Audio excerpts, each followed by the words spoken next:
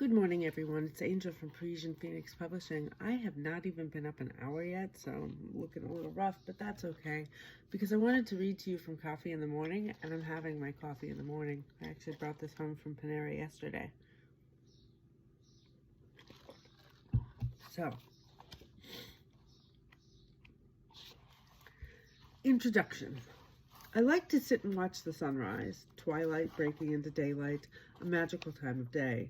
The night sky conceals creative ideas. In rare moments as I sleep, the night sprinkles seeds of a story amongst my dreams. Then at daybreak, the seeds germinate into creative thoughts.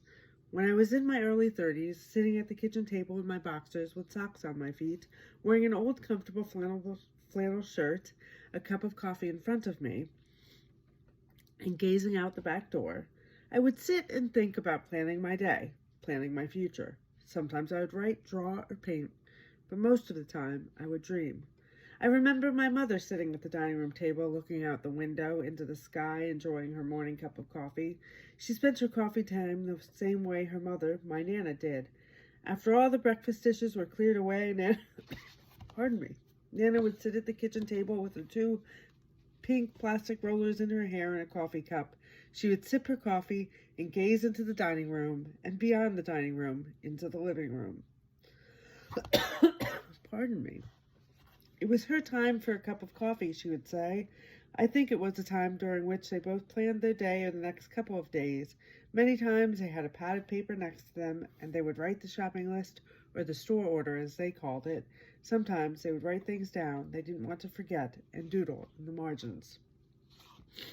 But most of the time, I think they would dream with a cup of coffee, sipping and dreaming. You see lots of people rushing around with their to-go cups in hand, not relaxed and sipping their coffee, but in a hurry, gulping their morning cup. I hope that some people get to sip and dream with their cup of coffee, at least for a few minutes. Over the years, I've learned that sipping and dreaming stimulates the creative process. I, like my mother and grandmother, enjoy the morning. Others may do their sipping and dreaming when the sun goes down, and yet others midway in the day.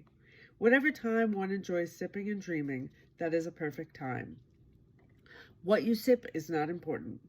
Whether you choose coffee, tea, lemonade, water, or wine, the important part remains how you dream, not what or how you sip. What is important is that you don't overdo the sipping and forget about the dreaming. The sipping gives you permission to dream. The dreaming is the most important part of the creative process. Dreaming is the threshold to creativity. From creativity emerges the energy for the action, and action produces the art. It starts with sipping and dreaming. As I write this, the sun is coming up on a cold winter's day. I'm sitting at my laptop with slippers on my feet, wearing an old comfortable flannel shirt, and I'm sipping coffee and dreaming. Now, today's dreaming is not anything special or spectacular. It is just dreaming. Creativity whispers in my ear. Memories emerge, telling me to save those thoughts on paper, so I listen. Our creative thoughts are drops of artistic rain that gather into springs of imagination, that run into inventive creeks, that merge with rivers of vision, that flow into oceans of art. Our work is not just a drop in the ocean, but many drops to create an ocean of art. So I raise my cup of coffee to you and sip and say, may you be a sipper and a dreamer. May your creativity flow. God bless and have fun, Larry. So these photos were taken of Larry by our photographer, Joan. And then our art director, Gail, she designed a typeface with Larry's handwriting. So Larry now has a handwriting typeface. And these are for the library, a discussion group that we're having. So they have some extras in there. But yeah, that is the introduction to Coffee in the Morning. It's a collection of fictional short stories.